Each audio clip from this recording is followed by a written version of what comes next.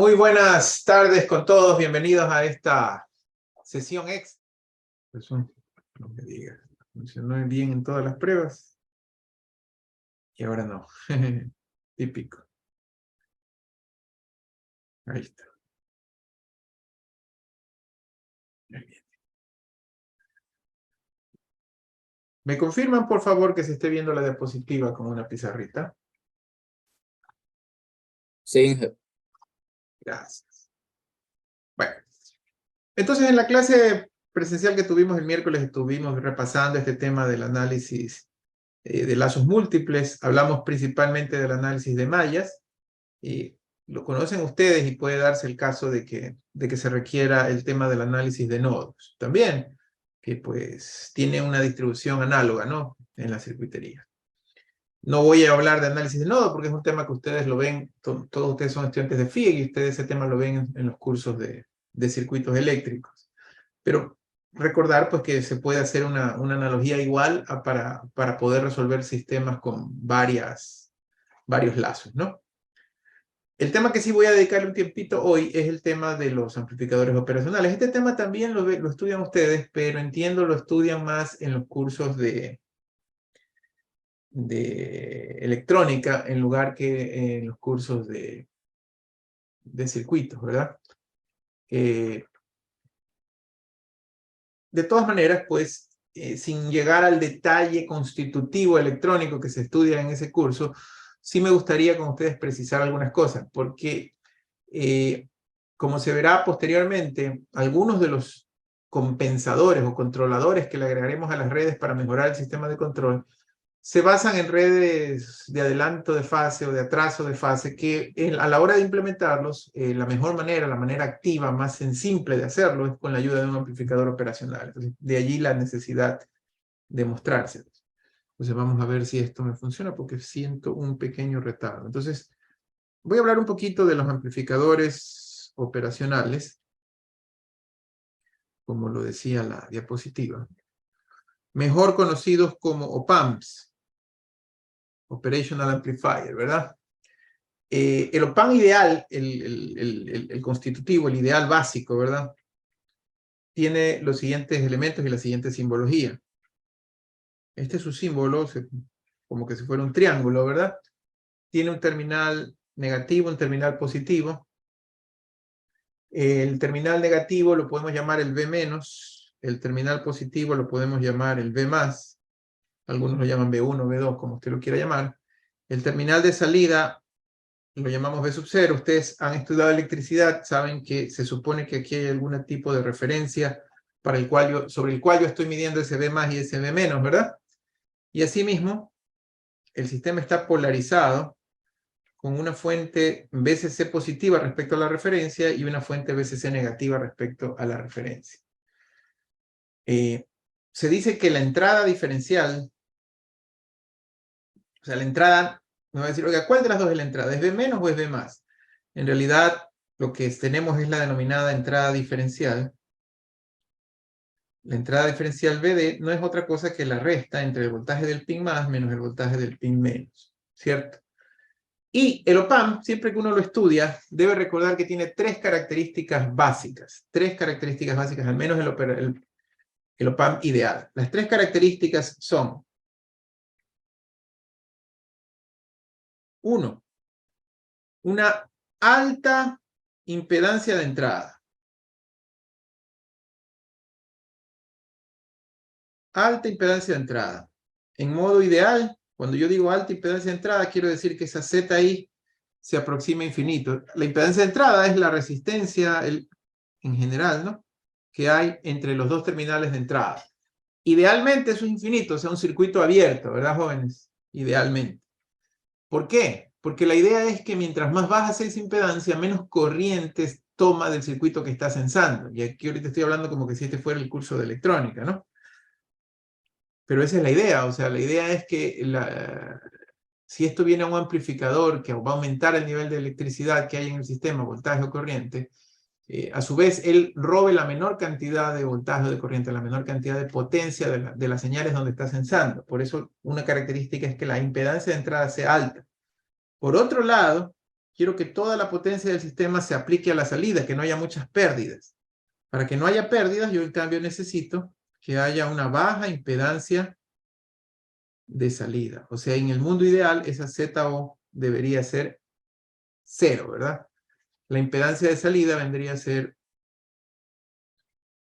algo como esto, ¿verdad? Sí, la impedancia que hay en el sistema. Realmente no está tomada de la fuente. Esta analogía, si ustedes ya tomaron el curso, está mal dibujada. Yo debería decir, o la analogía es así, ¿no? Que esto es ganancia de voltaje por el voltaje diferencial. Y de ahí viene la impedancia de salida ZO, ¿verdad? De hecho, ese es el circuito equivalente del op-amp. Nuestra impedancia de salida muy baja, tendiendo a 0. Y asimismo, la tercera característica del op-amp ideal es tener una altísima ganancia de voltaje. Idealmente, esa ganancia de voltaje, ese AB que ustedes ven allí, debe ser infinito. Y la representación es que el voltaje de la salida es igual a la ganancia de voltaje por el voltaje diferencial, o sea, la diferencia que hay entre B más y B menos. Esas son las características físicas básicas que tiene el amplificador operacional. Y su propósito, como su nombre lo dice, es poder permitir que se hagan ciertas operaciones, sumas, restas, inversiones, sin alterar mucho a la carga o al sistema del cual está tomando la energía. Por eso la característica de la alta impedancia de entrada. Entonces, caballeros, hay algunas configuraciones, ¿verdad?, que son muy conocidas cuando uno habla de los amplificadores operacionales. Aquí está lo mismo que yo les acabé de describir en pizarra. Pero hay unas cuantas configuraciones que si nosotros utilizamos la analogía del circuito transformado que vimos la clase pasada, seguramente vamos a poder encontrar estas referencias fácilmente, ¿verdad? Y las vamos a poder aplicar directamente en los circuitos. Aquí yo les voy a presentar en detalle dos de ellas, ¿verdad? El amplificador inversor y el no inversor. Pero bueno, ahí les van a quedar otras adicionales, ¿no? Entonces, la primera característica que quiero presentarles es la que aquí mismo lo marca la diapositiva como el amplificador inversor. Esa es la primera. Amplificador inversor. De manera general, caballeros, jóvenes estudiantes, el amplificador inversor tiene esa configuración que ustedes están viendo en la diapositiva.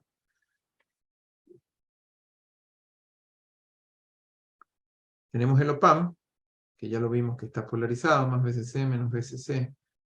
Tengo la salida, que sería un VODS, lo estoy colocando ya como circuito transformado. Tengo una impedancia de entrada que la vamos a llamar Z. Uy, ¿qué pasó? No sé en qué momento. Z1DS.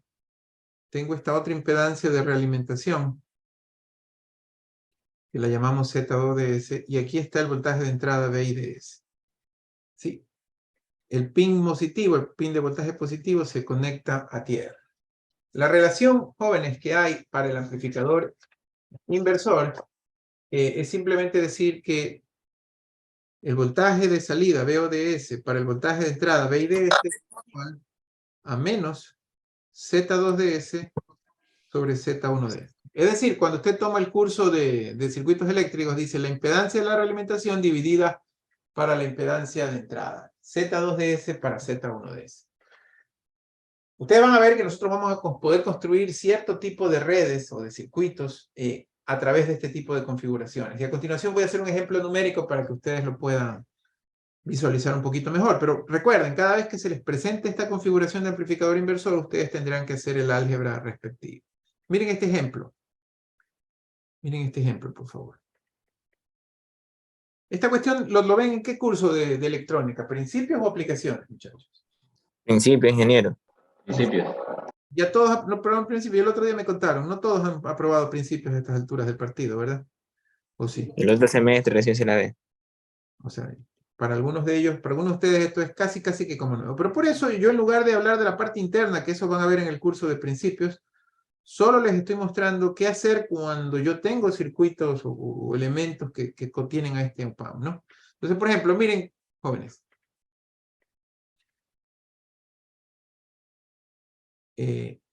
Supongamos que tengo esa red que estoy dibujando, ¿verdad? Uy.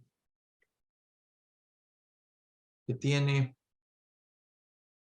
el OPAM.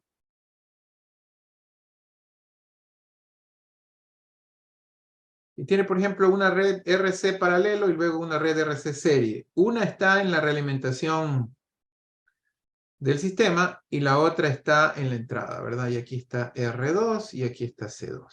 ¿De acuerdo? Lo que él le está pidiendo es que encontremos BODS para BIDS. Esa es la consigna.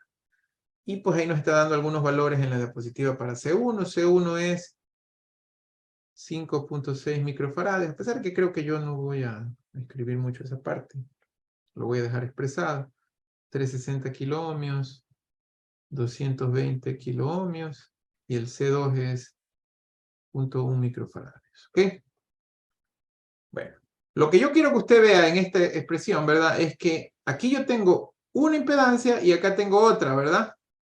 Se puede decir que esta para mí sería Z1DS y la de la realimentación sería Z2DS. ¿Verdad, muchachos? Entonces, antes de hacer nada, vamos sacando cuánto sería Z1 y cuánto sería Z2. Por ejemplo, esto es más que nada como que fuera de electricidad. ¿A qué es igual el Z1?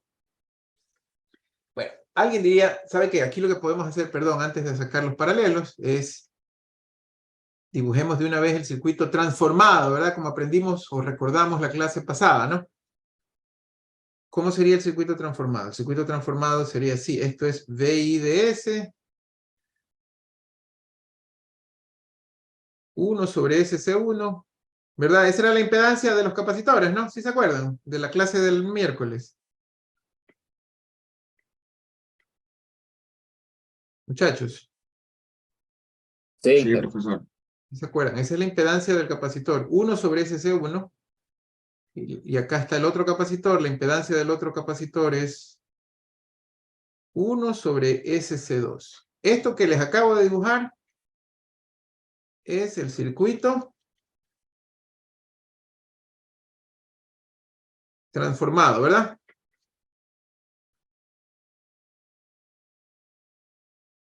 Donde ya no es de T, sino de S. Ese es el cambio, ¿no? ¿Sí me explico? El circuito ahora depende de S. Entonces, no es que lo borré, ya lo voy a volver a pegar aquí. A veces esto me hace falta en la pizarra real. Ahí está el circuito transformado, ¿no? Entonces, otra vez puedo aquí marcar las dos impedancias que quería, ¿no? Ahora sí, Z1DS y Z2DS. Entonces, aquí es igual Z1. Z1 será el paralelo entre 1C1 y R1, ¿verdad? ¿Se acuerdan de su curso de circuitos? Entonces puede ser la multiplicación 1SC1 por R1 sobre la suma. 1 sobre SC1 más R1. Esto es igual a SC1, 1 más SR1C1, ¿verdad? Y acá es R1 sobre SC1, SC1 con SC1. Entonces el Z1 de S es R1 sobre 1 más SR1C1. ¿Están de acuerdo conmigo?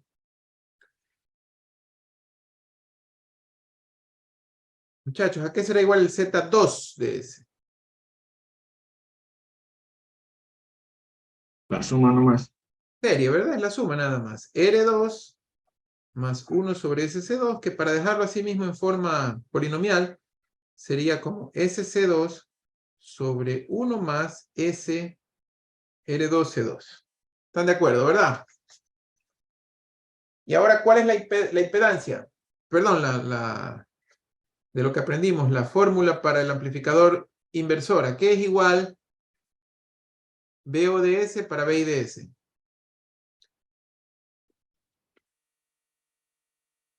Ahí a la izquierda está. Aquí es igual BODS para BIDS.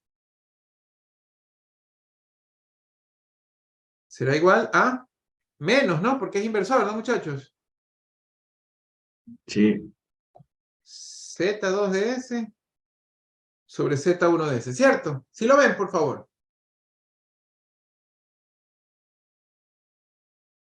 Entonces, haciendo el álgebra, VO de S para VI de S es igual a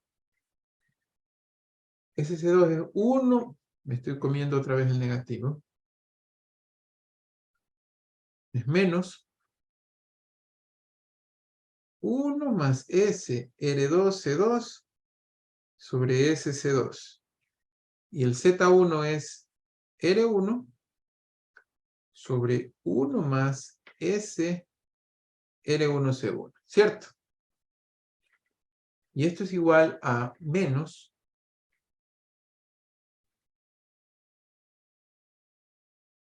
1 más SR1C1, 1 más SR2C2 sobre SR1C1. Esa es la matemática, jóvenes, ¿no? ¿De acuerdo? Esa sería mi respuesta. Algo que yo quisiera que ustedes... A ver si se me retrasa, no sé por qué. Yo ya terminé de escribir hace rato. Puse unas 2 rayitas rojas hace como 10 segundos. Y todavía no se marcan. Ahí va, ahí se pusieron. Bueno. Por favor, si lo vemos, ¿no? ¿Alguna pregunta hasta allí? ¿Alguna pregunta, por favor? Está claro, está claro. Perfecto. Bien, entonces, hay algo que no quiero que pase desapercibido desde ahorita, muchachos, y es que hay un problema con esa representación que luego lo vamos a analizar. En esa representación, el orden del numerador es mayor que el orden del denominador, o sea, arriba tendría yo un polinomio de S cuadrado si rompo ese paréntesis, ¿verdad? Y abajo un polinomio de S. Y normalmente eso no es físicamente real o realizable, ¿no? El tema es que aquí estamos despreciando algunas resistencias internas del circuito como tal y de la fuente como tal, y por eso es que nos sale esa representación. Pero de forma general, el orden del polinomio del denominador siempre tiene que ser mayor o igual que el orden del polinomio del numerador. Pero bueno, eso no quiero ahorita entrar en esa polémica porque definitivamente es un tema que tenemos que conversarlo más adelante. Bien. Jóvenes, solamente les voy a mostrar el amplificador no inversor y el ejemplo del no inversor queda desarrollado en las diapositivas. Sí les voy a mostrar su teoría aquí básicamente. El amplificador no inversor. Y sí es importante mostrar el amplificador no inversor porque vendría a ser la contraparte del que acabamos de ver. El amplificador no inversor también se basa en op-amps, en amplificadores operacionales. Los dos pines, la polarización más VCC menos VCC. Pero la red constructiva de él es un tanto diferente. En este caso, al pin menos está cogida la parejita de impedancias Z1DS y Z2DS. Aquí está nuestra salida VODS.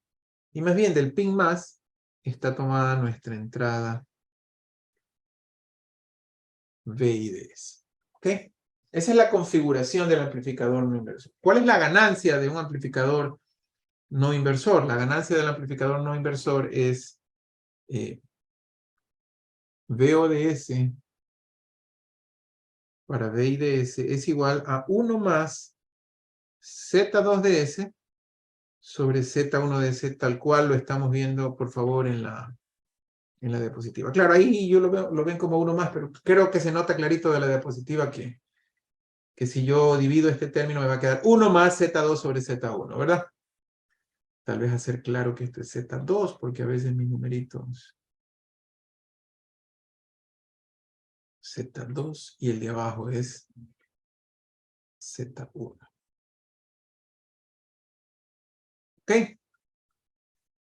En la diapositiva está, así como hicimos antes, un pequeño ejemplo con números, o mejor dicho, con una configuración. Asimismo, fíjense ustedes, el Z2 es un paralelo entre el C2 y el R2, ¿verdad?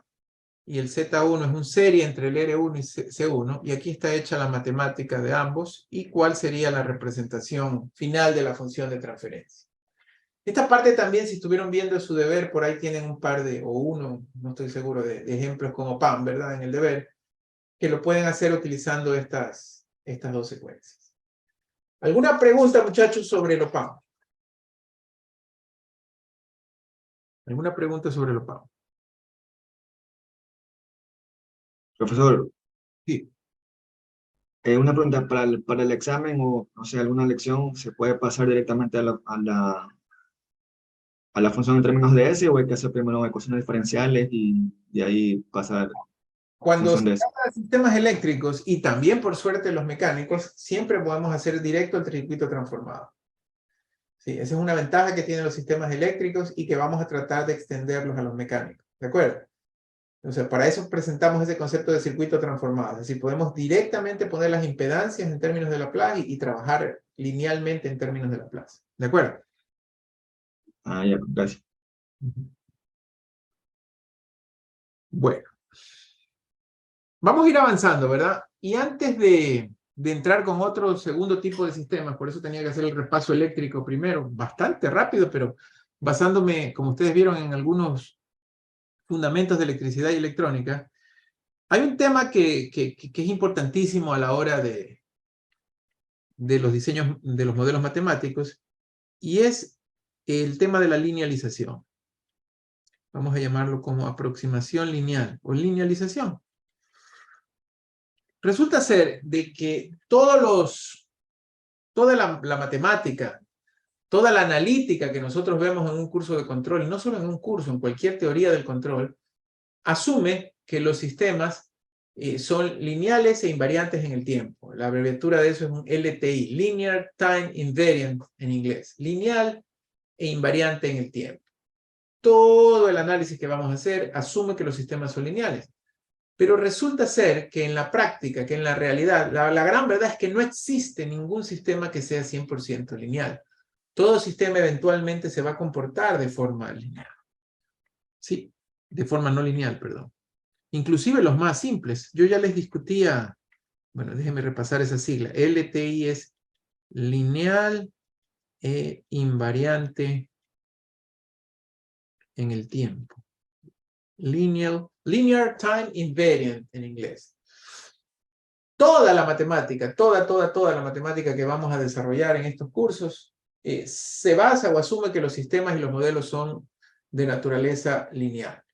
Entonces, ¿qué es lo que nos ocurre o qué es lo que deberíamos hacer? Pues para que esta asunción no sea un problema, deberíamos tratar de aproximar a los sistemas lineales, como que si fueran lineales. Y lo que nosotros hacemos, o la básica asunción detrás de esto, es darnos cuenta de que cualquier sistema, por complejo que sea, muchachos, cualquier sistema, por complejo que sea, se va a comportar como que si fuera un sistema lineal en una vecindad, en unos valores muy cercanos de un punto de operación o de un punto de estado estable. Entonces, voy a tratar de resumir lo que acabo de decir, que es una pregunta muy interesante. Los sistemas no lineales, cualquier sistema no lineal, ¿se puede comportar como lineal?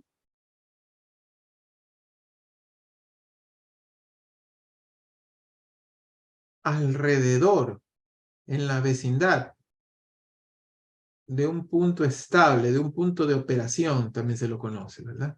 De un punto en estado estacionario. O sea, cuando el sistema está quieto. ¿Ok? Y lo que vamos a hacer en esta sección, que va a tomar ya pues casi la mayor parte de la sección de hoy día, es entender un poquito la matemática que está detrás de esa linealización. Hoy la vamos a ver conceptualmente. ¿Y por qué lo veo ahora y no lo veo más adelante? Porque en algunos sistemas vamos a ver, y de hecho voy a comenzar con ejemplos eléctricos, porque acabamos de ver el eléctrico, que hay ciertos componentes que se comportan o que funcionan en forma no lineal, y que esta metodología de linealización la vamos a tener que aplicar para poder tener una mejor representación. También se va a entender algo interesante que lo hemos venido conversando desde que comenzamos las transformadas de Laplace, y es que a nosotros nos conviene que las condiciones, para efectos de análisis, que las condiciones iniciales de los sistemas siempre sean cero. Vamos a matar dos pájaros de un tiro. Pero primero matemos el pájaro, que a estas alturas suena más obvio. ¿Qué es esto de que los sistemas se comportan como lineales alrededor de un punto de operación? Bueno, recuerden que hay dos características que tiene que tener un sistema para que sea lineal, ¿verdad? Que son homogeneidad y superposición. Superposición quiere decir que si yo tengo una respuesta que se descompone como suma a la entrada, yo puedo decir que esa misma respuesta individual de x1 y de x2 se puede descomponer como suma a la salida. Eso es superposición. Y homogeneidad, en cambio, quiere decir que si yo multiplico por una constante a la entrada, esa misma constante se va a multiplicar a la salida. Cuando un sistema cumple con ambas cosas, se dice que es un sistema lineal. Y entonces aquí viene lo que les acabé de decir, ¿no? Supongamos, para ejemplificar al máximo esta expresión, vamos a suponer que yo tengo, caramba, ¿qué pasó? Vamos a suponer que yo tengo una función como esta. ¿Sí? Vamos a suponer que yo tengo una función f de x que depende de x. Y vamos a suponer que esta función es claramente no lineal, muchachos. ¿De acuerdo? No lineal. Puede ser cuadrática, tal vez cúbica, no lo sé, pero es que no lineal. Pensé que no se está marcando, pero la pueden ver desde el otro lado. Ahí bien. ¿Ok? Bueno, supongamos que este sistema se estabiliza alrededor, o sea, se estabiliza en un punto que lo vamos a llamar un punto A. En ese punto A, vamos a decir que el valor de x es x sub 0 y que el valor de f es, obviamente, f de x sub 0. Ese es el denominado punto A. El claim, lo que nosotros vamos a decir que ocurre aquí, es que yo puedo asumir que este sistema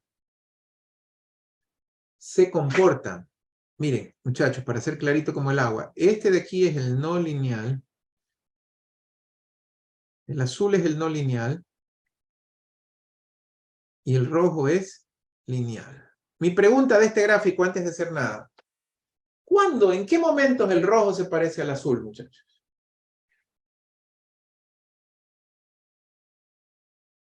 La curva roja, ¿en qué momentos o en qué partes de esa gráfica se parece a la curva azul? En un pequeño diferencial. Sí, se parece solamente ¿en dónde? Allí, ¿verdad? Hasta mucho lo largué, allí. O sea, se parece, son muy parecidas únicamente en la vecindad, alrededor de quién. Del punto A. Ese Del punto A punto donde saqué la A. corriente, ¿verdad? Donde le saqué la derivada. ¿Sí me estoy explicando?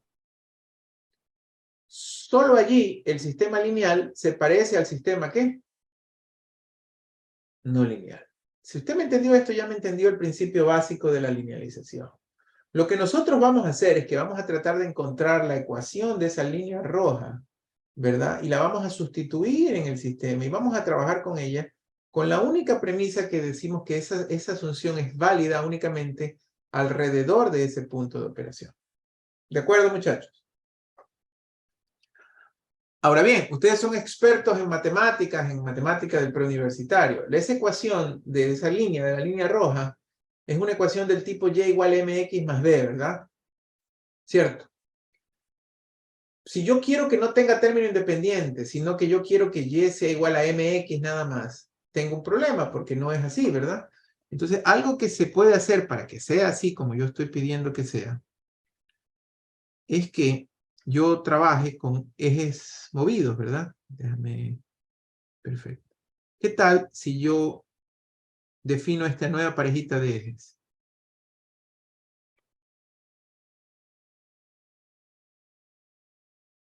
Miren, es una nueva pareja de ejes. Mejor dicho, es un eje nuevo, el eje de color verde, no sé si lo están viendo. Sí. Este eje voy a decir que se llama delta X, el eje de las X, y delta F de X, el eje de las Y. Si yo escribo o dibujo esa línea roja pero ya no con las coordenadas originales, no con estas coordenadas de aquí, sino que ahora uso estas coordenadas de acá, resulta ser que está muy, no sé por qué se retarda. Hace rato que resalté los ejes. Ustedes no lo están viendo, no, pues si yo no los estoy viendo en la... Ahí recién, ¿no? Tengo que aguantar mi explicación. Muchachos, si yo dibujo, si encuentro la ecuación de la línea roja en los ejes verdes en lugar de los ejes turquesa, esa línea pasa por el origen, ¿verdad? Y sí va a tener la forma y igual mx nada más, ¿cierto? Mientras que acá abajo va a tener la forma y igual mx más b. ¿De acuerdo? Bueno, para nosotros esto que acabo de decir es súper importante porque me va a permitir, muchachos, me va a permitir no tener condiciones iniciales o asumir que las condiciones iniciales sean cero. Y por ende, cuando aplique las transformaciones de Laplace, yo voy a poder sacar que las derivadas son simplemente las S multiplicaciones de las variables y que los integrales son las S divisiones de las variables. No sé si ustedes se acuerdan que esto ya lo vimos en los ejemplos primeros que estábamos haciendo. Siempre que yo saco la transformada de Laplace, ¿qué les digo? Y trato de ir rápido para que no me pregunten. ¿Qué les digo yo sobre las condiciones iniciales siempre, muchachos? Que son cero. Que son cero. Pero sí saben por qué es importante que sean cero, ¿verdad? ¿Por qué era importante que sean cero? Cuando vimos las tablas de la transformada de Laplace. ¿Por qué?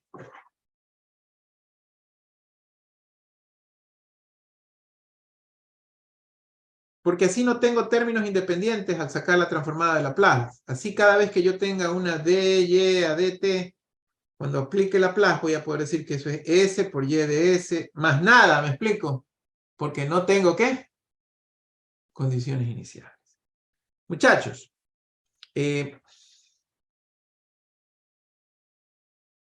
esas variables delta que me acabo de inventar, si quieren, esa por ejemplo delta x, si ustedes la ven del dibujo, esa delta x no es otra cosa que x menos x sub 0, ¿cierto?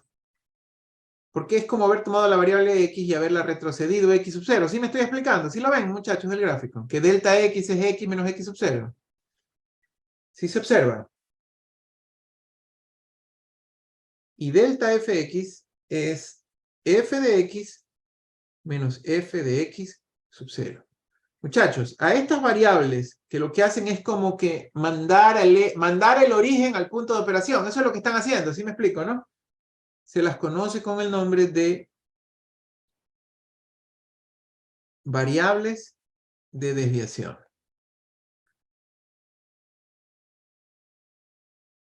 Variables de desviación. Se ve feo escrito allí, pero... Porque lo que hago es desviar el punto real al origen. Eso es lo que estoy haciendo. Y lo hago con dos propósitos. Primero, facilitar el tema de la linealización. Y segundo, facilitar la aplicación de la transformada de Laplace. Esos son los dos motivos por el cual yo utilizo variables de desviación. Muchachos, en variables de desviación, la pendiente, vamos a suponer que la pendiente de esta recta es m, ¿de acuerdo? La ecuación de esa línea recta es que delta f de x no es otra cosa que m por delta x. ¿Cierto? Porque es una línea, sí se ve de aquí de lo que acabo de escribir, ¿no? Es una línea que pasa por el origen de este eje. Es una línea que pasa por el origen de este eje y que tiene pendiente m, pues, ¿no? Df de x es igual a m por delta x en variables de desviación. Es más, para ser precisos, deberíamos decir que no es igual, sino que es aproximadamente igual solamente alrededor del punto de operación. O dicho de otra forma, con las variables que sustituí arriba, el delta fx es que f de x menos f de x sub 0 es igual a m por x menos x sub 0. Muchachos, es una simple... Parece delta, déjame borrar esta. Es una simple ecuación de punto y pendiente, ¿no? ¿Estamos claros hasta allí, por favor? Estos son los conceptos básicos. Aquí no me debo perder con lo que acabo de decir, pero sí quisiera escuchar sus preguntas, por favor, muchachos. Conversábamos con el profesor Cortés y decía él que él se demora más. Y yo también me demoro más en la clase presencial porque como que ustedes son menos tímidos en presencia para hacer preguntas. Pero ya después de 2 años y medio de virtualidad, pues yo creo que no hay problema en que hagan preguntas en Zoom, ¿verdad? Nadie se los va a comer. Preguntas, muchachos. ¿Está clara esta primera parte?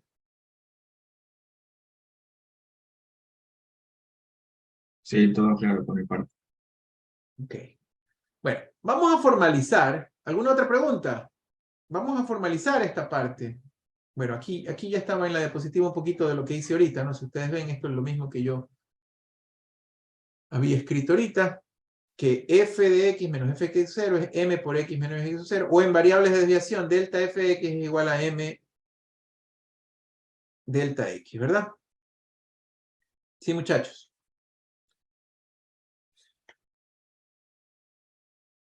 Muchachos, esto que les acabo de decir es el corazón. Esta es la teoría fundamental de la linealización. Eso es lo único que vamos a hacer. Ahora, la pregunta es, ¿cómo sacamos en una expresión que me están dando esas pendientes? ¿Cómo lo hacemos? Y la respuesta está en nuestro viejo y querido amigo, la expansión en series de Taylor. Bueno, antes, sí, me olvidaba. Este es un pequeño ejercicio que lo voy a repasar aquí mismo en la diapositiva, pero que es importante para poder entender un poquito la linealización. Muchachos, la función que ustedes ven allí graficada es precisamente f de x igual 5 coseno de x. Esa es la curva que ustedes ven graficada. Claramente, esa es una curva ¿qué, muchachos? No lineal. No lineal. Vamos a escoger un punto de operación. Vamos a escoger un punto de operación que vendría a ser un x sub 0 para mí, ¿verdad? Que es pi medios, que sería este, ¿verdad? Sí, muchachos. Ese es el punto de operación, ¿ok? Y lo que yo quiero es encontrar una ecuación lineal alrededor de ese punto de operación. Si ustedes se están dando cuenta, la gráfica ya me lo muestra, ¿verdad? Si ven esa línea azul, la voy a resaltar para luego borrar. Esta línea azul es una línea recta que es tangente a la gráfica justamente ¿en qué punto es tangente a la gráfica? Justamente en ese punto de operación, en ese x sub 0, ¿sí, muchachos? Y como se ve clarito, es igualita a la no lineal alrededor de ese punto de operación, ¿no? Alrededor de ese punto de operación se comportan muy parecidos, solo en esa vecindad del punto de operación que yo ya la marqué, pero que no veo que se actualice. Qué raro que se demore. Actualicé hoy día el Zoom y mire lo que pasó. Se viene un retardo, no sé por qué tan largo. Pero bueno, allí en eso que quedó marcado, en ese tramo es que son iguales, ¿verdad? La lineal con la no lineal. ¿Sí se ve, por favor, muchachos, el concepto? Después no lo vamos a poder ver gráficamente como lo estoy viendo ahorita, pero siempre vamos a poder regresar a esto. Entonces, lo que yo necesito es sacar la pendiente en ese punto. Ustedes saben que la pendiente de una curva es ¿qué? ¿Qué es la pendiente de una curva, muchachos? La derivada. La derivada, muy bien. Es la derivada de la función con respecto a x. Y por supuesto, para encontrar ese valor en ese punto, en x igual pi medios, ¿verdad? Sí se acuerdan, muchachos, ¿no?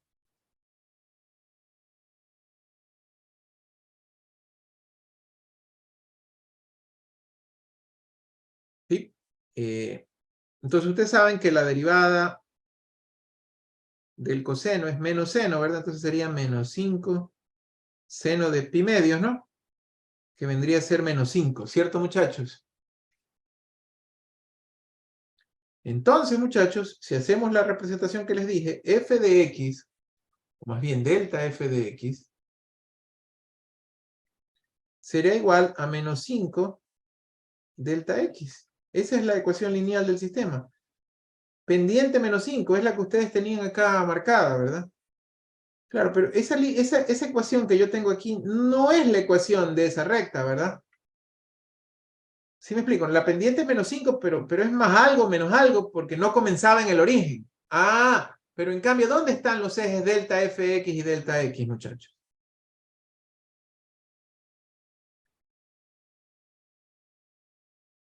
¿Esos ejes dónde están, muchachos?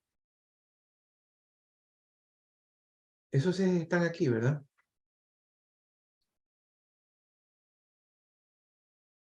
Ahí está delta x y aquí está delta fx. De hecho, en este caso, pues el delta x es igual, no se movió.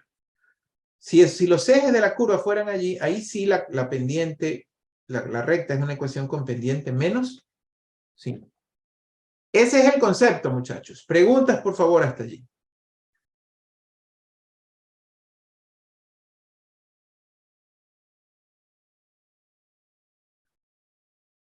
Ahora, ya vimos también, quiere decir que gráficamente la linealización se va a sacar a punta de pendientes. Vamos a respaldar esa apreciación gráfica y nos vamos a basar en la expansión en series de Taylor, ¿verdad? Ustedes recordarán que está ahí también en la diapositiva, que nosotros podemos a cualquier función expandirla en series de Taylor, ¿verdad?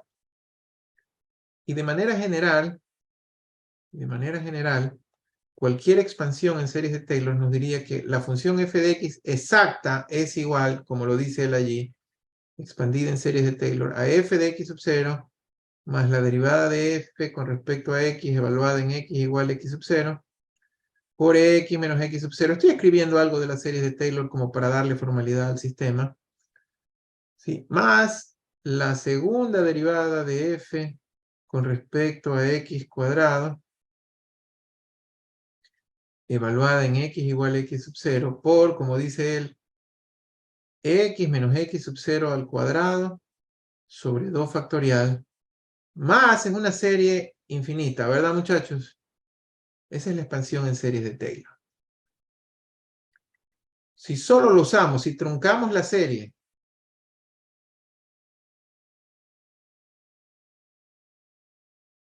para que sea solo una serie de primer orden, nosotros podemos decir que f de x es aproximadamente igual, porque ya la estoy truncando, a f de x sub 0 más la derivada de la función de f de x en x igual a x sub 0 por x menos x sub 0. Y por supuesto, esta es f de x menos f de x sub 0, ¿verdad? Es lo mismo, ¿no? Es aproximadamente igual a la derivada de f con respecto a x en x igual a x sub 0 por x menos x sub 0, o como la expresé hace un ratito, la delta, en variables de desviación, ¿no? La delta f de x es aproximadamente igual a la pendiente por la delta x, ¿no? Que es lo que yo ya les había puesto arriba, ¿no? Pero claro, lo que hemos formalizado ahora es que de esta manera o con este par de ecuaciones es que vamos a encontrar las pendientes m para aplicar la linealización usando series de Taylor. De acuerdo. Preguntas. Preguntas, muchachos.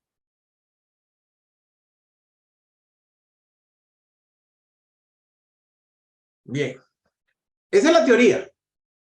Ahora, se puede decir que el siguiente paso también es teoría.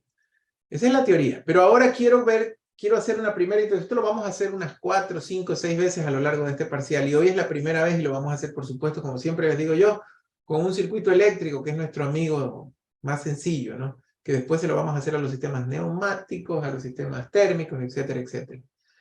Ok, ya tenemos clara la teoría. La teoría se resume en esas dos ecuaciones que yo puse allí. Cuando yo tengo una ecuación no lineal, usted la va a derivar con respecto a la variable, la va a evaluar en el punto de operación estable, y de ahí lo va a pasar a variables de desviación, y ahí va a tener la ecuación linealizada. ¿De acuerdo? Preguntas hasta allí, muchachos. ¿Estamos claros?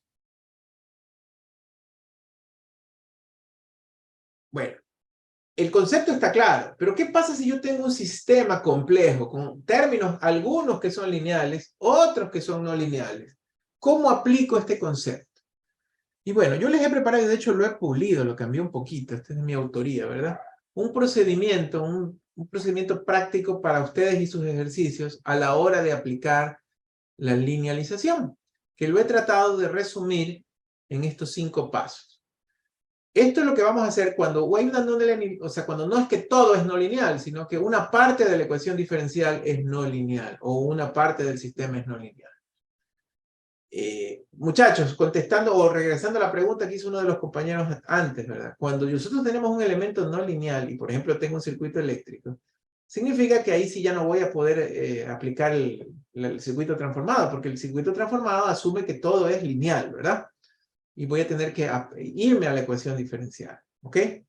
Una aclaración muy importante retomando la pregunta que hizo el compañero. A ver, muchachos, estos son los 5 pasos. Por eso les decía, cuando tenemos un término no lineal, de ley tenemos que irnos a la ecuación diferencial. Ya no podemos hacer circuito transformado. Entonces, el primer paso es, escriba la ecuación diferencial completa, incluyendo el término que es no lineal.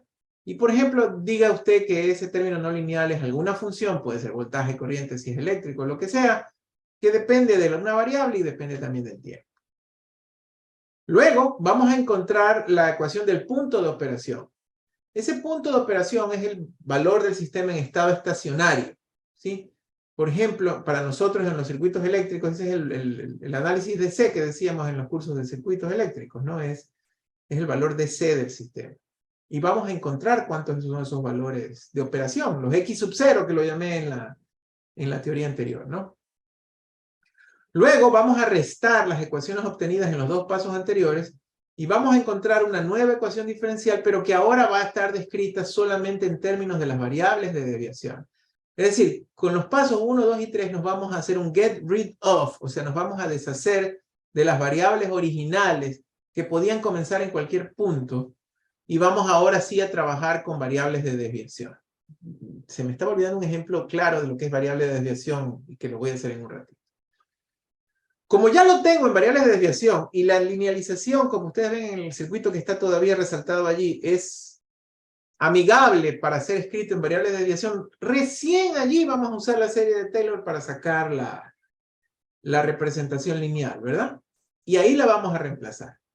Y en ese momento, recién en ese paso, vamos a aplicar la transformada de Laplace para encontrar la función de transferencia resultante, siempre en términos de las variables de desviación.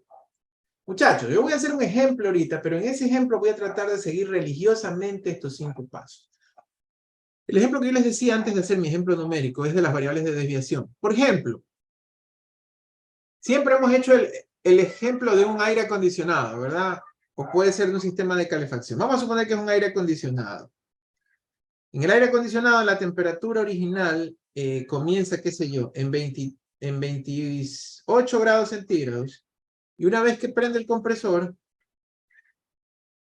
se estabiliza, digan ustedes, en 21 grados centígrados. ¿Sí, muchachos? Esa es la curva real. No sé por qué se me retrasa. ¿Ok?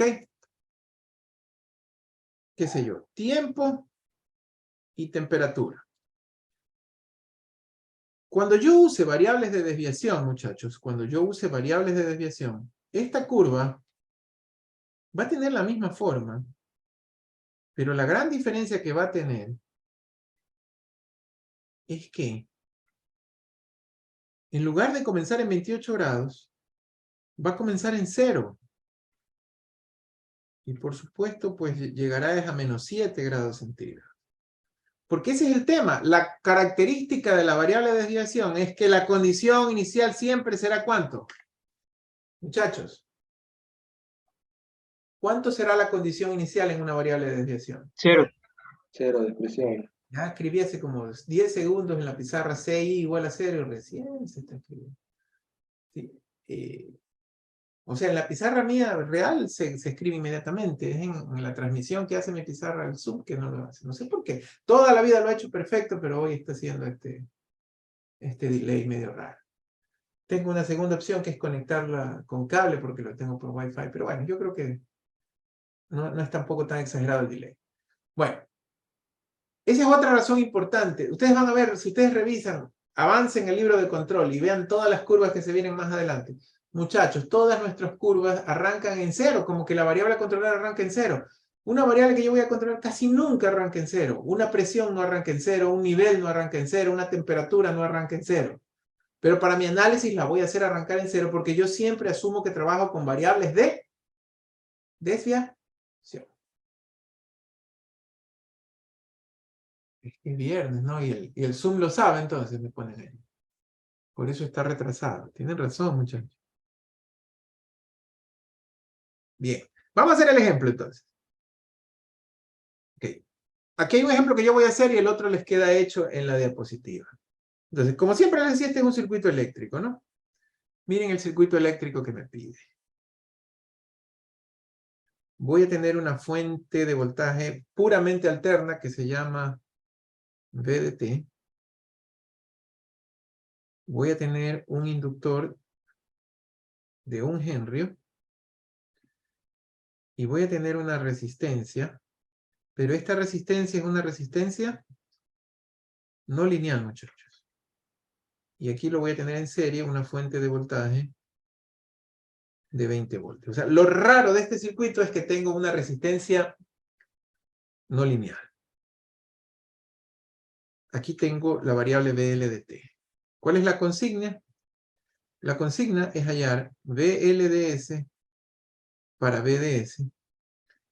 Y para el resistor no lineal, me dice él que la relación que hay es que la corriente del resistor es igual a 2 veces E a la 0.1 voltaje del resistor. Donde por supuesto, pues aquí está circulando la corriente del resistor. Y por aquí tengo el voltaje del resistor. ¿Ok, muchachos? Esa es la consigna. ¿Ok? Vamos a tratar de seguir los pasos al pie de la letra. ¿Alguna pregunta antes de comenzar, muchachos?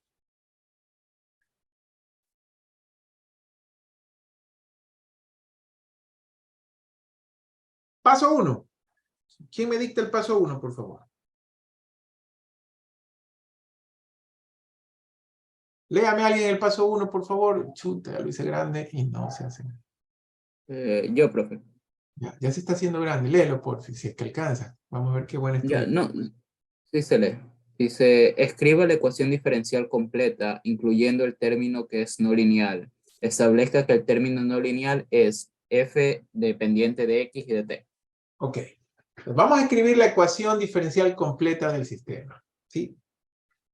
Y vamos a incluir al término no lineal, ¿verdad? Entonces, fíjate tú que aquí lo que hay es una ley de voltaje de Kirchhoff, ¿verdad?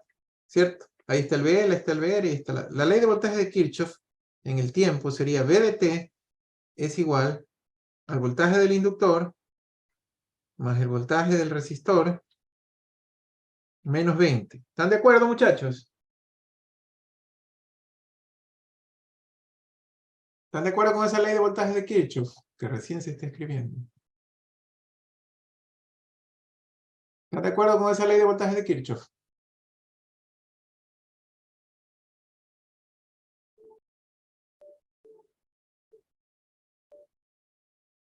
Pero eso no sería más 20. No, pues más 20 sería del lado izquierdo, ¿no? Sí, ya la vi. Perfecto. Entonces, lo que conozcamos, pongámoslo de una vez, ¿no? Por ejemplo, porque él me dice que escriba la ecuación diferencial, ¿no? Entonces, esto sería que V de T es igual al voltaje del inductor, que todos, ese inductor sí es normal, ¿verdad? Que todos sabemos que es L de I de T. Vamos a llamar a esta corriente I de T, a la que circula por todos, ¿verdad? dt, ¿verdad? Es la ley terminal del inductor, más el voltaje VR de T, que si quieren lo podemos escribir, que dice él, ok, aquí hay algo interesante que podemos decir, ¿verdad? Déjame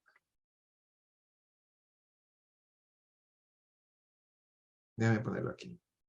I es igual a 2 E a la 0,1 VR, ¿verdad? Entonces, E a la 0,1 VR es igual a I sobre 2. Por lo tanto, logaritmo natural de I sobre 2 es igual a 0,1 VR. Por lo tanto, VR es igual a 10 veces logaritmo natural de I sobre 2. Por favor, esta pequeña matemática la pongo en un cuadrito porque es la que me sirve para decir que aquí entonces el VR es 10 logaritmo natural de I de T sobre 2 menos 20. ¿Están de acuerdo, por favor, con lo que hice?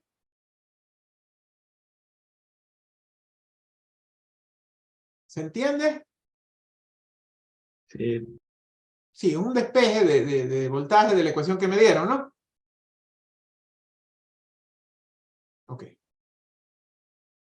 O simplemente, como él lo dijo allí, podemos haber dicho aquí que esto, o seguir diciendo que esto es VR de T, ¿verdad? Es lo que él me está diciendo, que la reemplace. Ya está el paso 1, muchachos. A ver, ¿quién me lee el paso 2, por favor?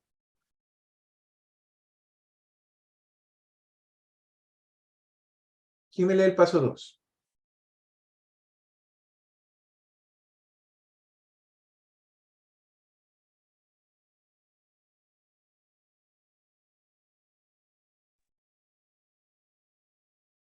Alguien que me lea el paso 2, por favor. Escriba la ecuación del sistema en estado estacionario y encuentre valores en dicho punto de operación. Correcto. Normalmente el valor de C. O sea, cuando es un circuito eléctrico, nos preguntamos en qué momento el sistema está en estado estacionario. En un circuito eléctrico, el sistema está en estado estacionario en el punto de operación, en el valor de C. Entonces, para hacer el paso 2,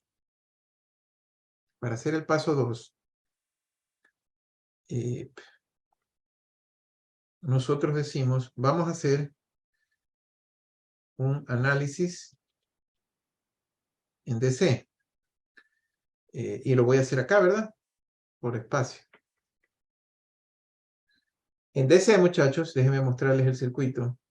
En DC tengo el circuito que está allí. Como esa es una fuente alterna, muchachos,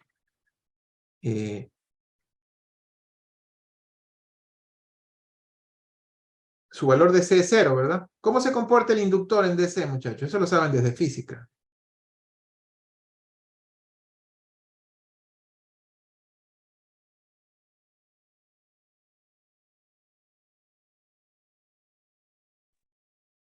Tiene un corto.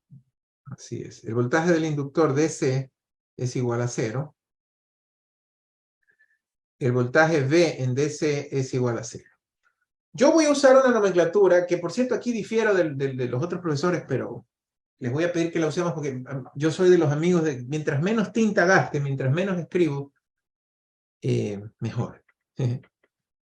Algunos dicen, qué sé yo, el V sub 0, el VL sub 0. Otros dicen el V sub 0, perdón, el V en estado estacionario, el VL en estado estacionario, VR, perdón.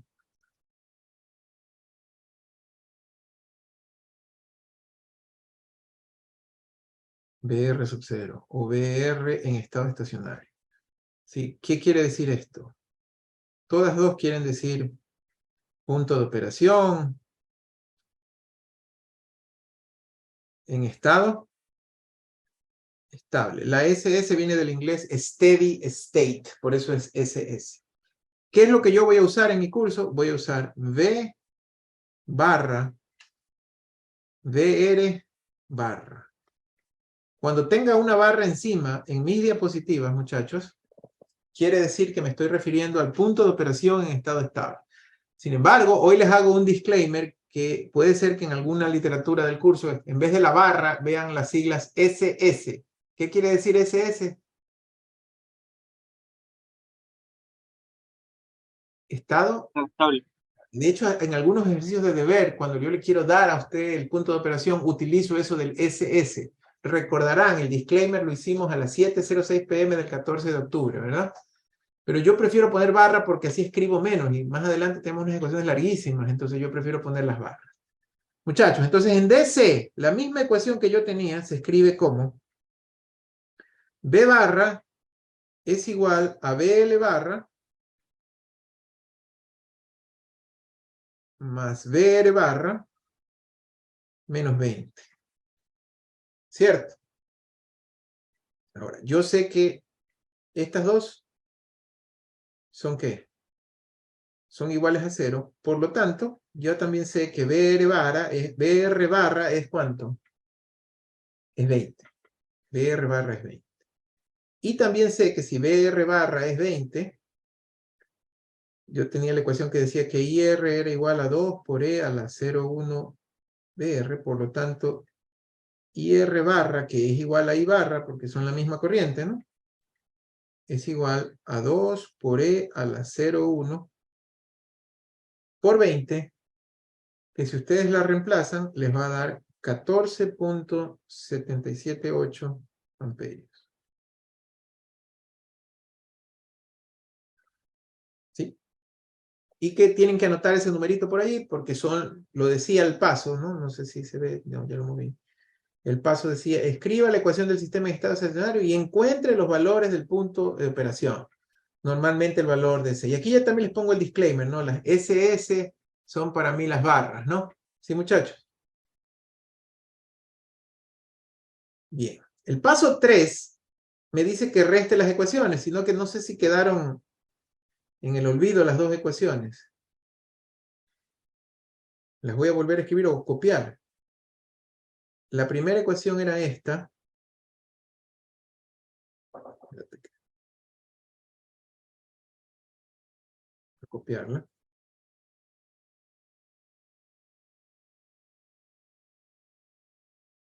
Es esta. Solo que aquí voy a poner BR de T de una vez.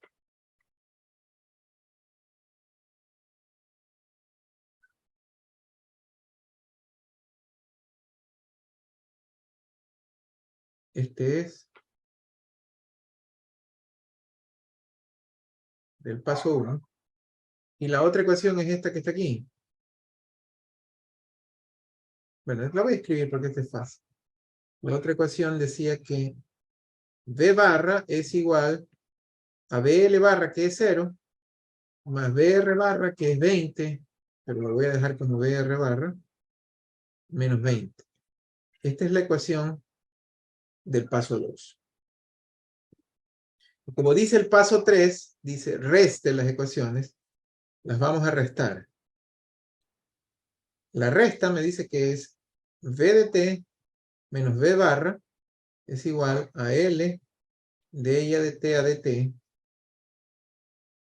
más BR de T menos BR más nada, porque 20 menos 20 se va y es 0, ¿no?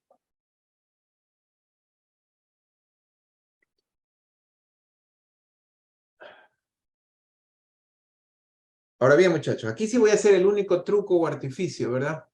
En el paso 3. Les voy a decir que esto que voy a decir es cierto. I de T menos I barra más BR de T menos BR barra. Muchachos, ¿por qué puedo decir que este término es igual a este término? ¿Quién me dice por qué?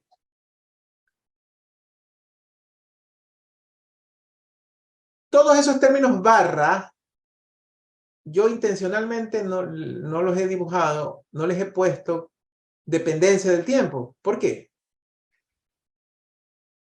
Porque inician, se supone que inician cero, ¿no? Porque son constantes, pues son las condiciones de C iniciales.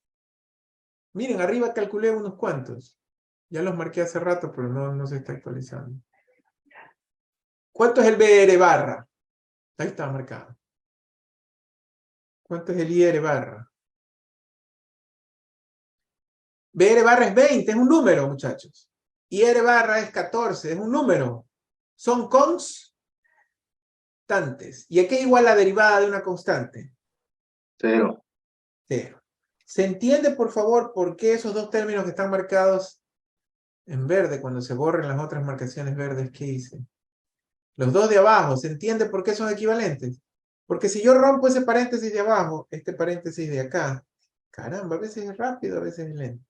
Si yo rompo este corchete que está acá abajo, me queda lo de arriba igual a lo de abajo, porque la derivada de I barra con respecto al tiempo es...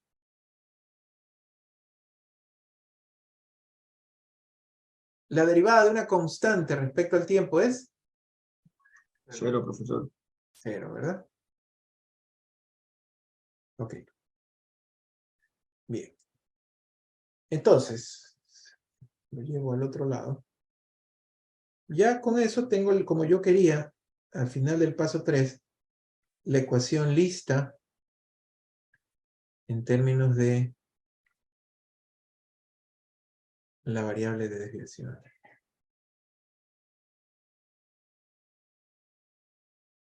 Borrador de precisión. Borrador de trazos. Es. Esta ecuación que yo tenía, entonces ya la puedo escribir como delta B de t es igual a L derivada con respecto al tiempo de delta I de t más delta BR de t. ¿Cierto? Donde ya, pues, por supuesto, aquí ya a este amigo lo he sustituido por la variable de desviación y a él también, a cada uno de ellos los he sustituido por su respectiva variable de desviación. Esto me lleva ya al paso cuarto. El paso cuarto dice, recién ahorita vamos a usar la serie de Taylor para encontrar la representación lineal de delta f de t. Recuerden, muchachos, que mi BR de t exacto, de este ejercicio, por acá lo tenía, ¿se acuerdan que lo marqué bonito? Aquí está marcado bonito, es 10 logaritmo natural de I de t sobre 2, ¿no? Ese es BR de t, déjenme ponerlo aquí. 10 logaritmo natural de I de t sobre 2. Entonces, muchachos, ahora sí, recién ahorita voy a aplicar esto, que es Taylor, ¿verdad? Entonces, BR de t menos BR barra, ¿verdad? Es, según Taylor, aproximadamente igual a ¿qué, muchachos? Muchachos, aquí la X es la corriente, que es la variable, ¿no? Es igual a la derivada con respecto a I de 10 logaritmo natural de I sobre 2, donde he dejado por el momento la dependencia del tiempo solo para poder aplicar la derivada. En realidad tienen ustedes razón, y de hecho en mi diapositiva sí lo tengo allí. Como él también depende del tiempo, no puede ser una derivada directa, sino una derivada, ¿qué, muchachos?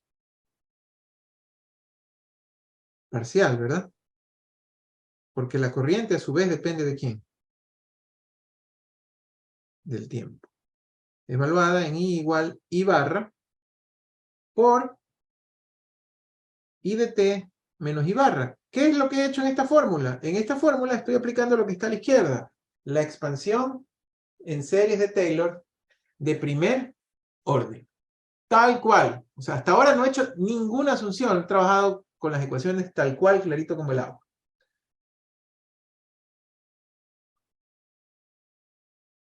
Recién ahorita voy a hacer la linealización. ¿Pude haber hecho esto al inicio? Sí.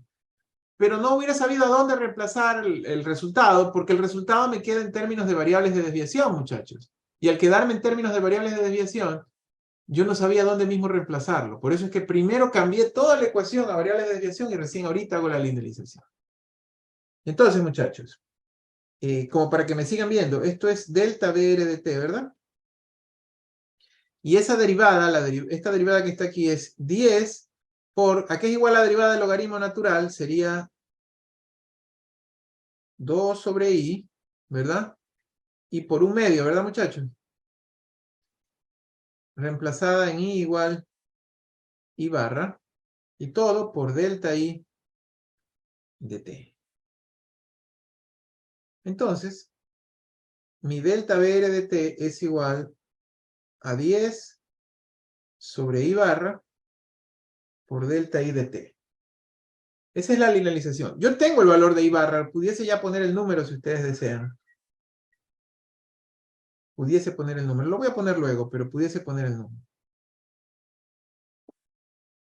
Esta es recién la linealización, pero verán, ese es el problema, por eso hice lo que hice en los pasos 1 al 3. La linealización siempre me da la respuesta en variables de desviación. Si yo no tengo la ecuación en variables de desviación, estoy fregado. Fíjense ustedes, ahorita acá arriba tengo la ecuación en variables de desviación y yo sé que puedo reemplazar este valor que está aquí, aquí, directamente. Lo marqué de amarillo en un ratito más. Creo que es cuando uso los resaltadores que se aletarga. No, porque fue, bueno. Ahí está. Ese valor de delta BR que acabé de sacar ahorita lo voy a reemplazar allí, ¿verdad?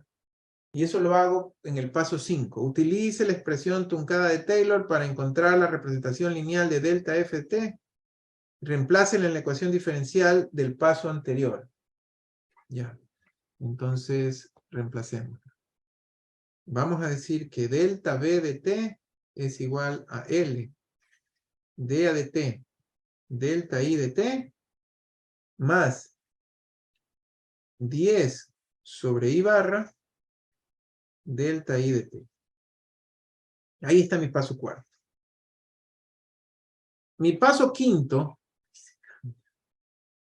Mi paso quinto dice, aplique la transformada de Laplace. O sea, a esa expresión que está ahí le voy a aplicar Laplace. Cuando aplico Laplace, el delta B de t se convierte en un delta B de S igual a S por L delta I de S más 10 sobre I barra delta I de S.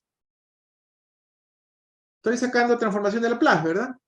Cambié de mayúsculas. Los delta minúsculas se hicieron deltas mayúsculas, las derivadas se hicieron S multiplicaciones y las constantes quedaron como constantes. Haciendo un poquito de álgebra, ya prácticamente lo tenemos. Totalmente lineal. Haciendo un poquito de álgebra, muchachos.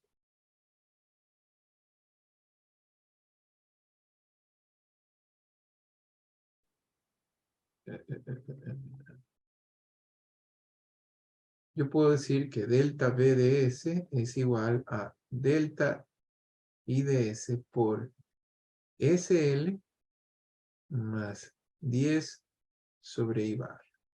Y aquí ya puedo ir reemplazando cosas que yo sé. Por ejemplo, sé que L es igual a 1. Eso me lo dieron en el ejercicio, ¿no? L es un Henry. Y también yo calculé hace un rato que I barra, ¿cuánto era I barra? 1478. I barra es 1478. Muchachos, si reemplazamos esos valores, me queda que delta BS es igual a delta IS, que multiplica a S más 0.677. Por lo tanto, delta IS, que es la corriente resultante, es igual a, o delta IS sobre delta BS, si lo quieren ver como función de transferencia, es 1 sobre S más 0.677. Lo único es que como él me pidió el voltaje del inductor, él me pidió fue el voltaje del inductor. El voltaje del inductor, si ustedes repasan o vemos el circuito original, como el inductor sí es lineal, el voltaje del inductor es impedancia por corriente, ¿verdad? El voltaje del inductor es impedancia por corriente. La impedancia, o sea, el VLDS es, la impedancia es S por L y la corriente, en este caso el delta, vamos a llamarlo en variables delta, el delta IS es 1 sobre S más 0.677 por delta BS.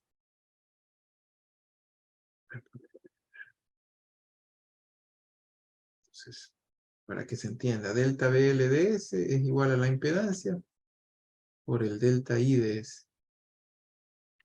¿Correcto? Y entonces ahí ya tengo la ecuación que me pidieron. Delta BLDS sobre delta BDS es igual a S, porque la inductancia es 1, sobre S más 0.677, que es la respuesta del ejercicio. Fíjense ustedes que la respuesta del ejercicio no viene dado en términos del voltaje del inductor y del voltaje de entrada, sino en términos de los delta, que son las variables de desviación. Es lo que yo les digo, siempre vamos a trabajar con variables de desviación. Ahora, mostrándoles, muchachos, la diapositiva. En la diapositiva, en esta parte, yo ya aquí ya hago algo que siempre vamos a hacer. El delta I, cuando yo tengo las variables de desviación, miren que aquí yo pongo I con negrita y B con negrita. O sea, para seguir diciendo que es la corriente y es el voltaje, pero en realidad es la corriente en variable de desviación y el voltaje en variable de desviación. Todo el curso nuestro lo vamos a trabajar en variables de desviación. Aquí de hecho está la respuesta que ustedes acaban de ver. Yo sé que esto siempre, y por eso es que lo estoy haciendo en dos partes, esto la primera vez siempre nos genera un factor sorpresa, ¿no? Realmente lo de la linealización es simple. Para linealizar algo lo que hacemos es derivarlo, evaluarlo en la condición inicial y sustituirlo. El problema de este análisis, lo que hace complejo este análisis, es que para que esto funcione bien, tienen que ustedes primero cambiar el sistema a variables de desviación. Esta parte la vamos a repasar varias veces en el curso y esta es la primera vez. Muchachos, en la diapositiva les queda un segundo ejemplo resuelto, pero yo quisiera que ustedes hagan una interiorización y siguiendo el procedimiento lo intenten hacer y luego revisen la resolución del ejemplo 2. De hecho, aquí está un poquito cambiado porque tengo que modificarlo. Muchachos, preguntas generales, por favor. Ya comenzamos a hablar con ejercicios, ahora sí, ¿verdad? Preguntas generales. Muchachos, antes Ese- de... Sí, sí, dime con gusto. cada programa se puede seguir al pie de la letra ese procedimiento. En O estos puede que... primeritos, sí. En estos primeritos, sí. Pero luego van a venir variantes. Pero por eso estos primeritos trata de entenderlos bien, ¿de acuerdo? Ah, ya. Para poder... primero revisen el que yo hice en detalle. Yo les dejo el PDF con mi pizarra, ¿verdad? Y ya está en más detalle, aunque también está en la diapositiva. Y luego intenten hacer el otro que está resuelto. ¿De acuerdo? Y por favor, trátenlo de hacer. Ojalá tengan un tiempito para ver si el lunes conversamos un poco. ¿Les parece? Para terminar, muchachos, algo muy breve, solo es una introducción. Lo que nos toca ver ya en nuestra clase presencial del lunes son los sistemas mecánicos de traslación.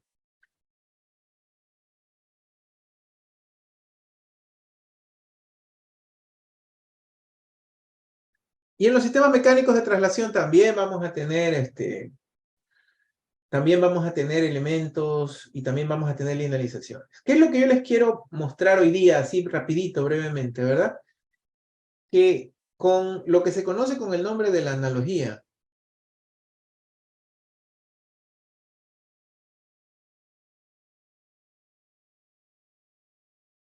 voltaje-fuerza, fuerza-voltaje, mejor dicho. Casi todo lo que ganamos, todo lo que pudimos avanzar en los sistemas eléctricos, lo vamos a poder extender en los sistemas mecánicos. Entonces, muchachos, vamos viendo cuáles son esos componentes. Los componentes.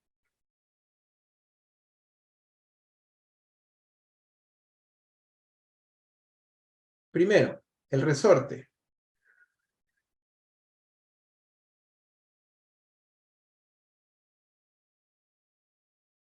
Símbolo del resorte, ustedes lo conocen. El resorte tiene una constante K que se mide en newtons metro. Si al resorte asumimos que le aplicamos una fuerza F de T y está sometido a un desplazamiento X de T, la ecuación terminal del resorte, ¿verdad? La ecuación terminal del resorte es que la fuerza F de T es igual a K por el integral de 0 a T de la velocidad V de tau por d tau. Recuerden, por favor, muchachos, de lo básico de sistemas mecánicos de traslación, que velocidad es igual a la derivada del desplazamiento en el tiempo, es espacio sobre tiempo, ¿no? Por lo tanto, volviéndolo al sistema, f de t, si la coordenada es desplazamiento, la integral de la derivada, pues sería simplemente k por x de t. Ahora, como lo vamos a hacer el día lunes, si yo paso esto a Laplace, f de s es igual a k por x de s. Es decir, muchachos, en esta analogía fuerza-voltaje, muchachos, en esta analogía, no es la única, hay la analogía fuerza-corriente también, pero esta es la analogía fuerza-voltaje. Esto se parece a la ley de Ohm, ¿verdad? ¿Cómo era la ley de Ohm? La voy a escribir en chiquito aquí. B igual a R por I, ¿se acuerdan, muchachos? Donde ahora la fuerza es análoga ¿a quién?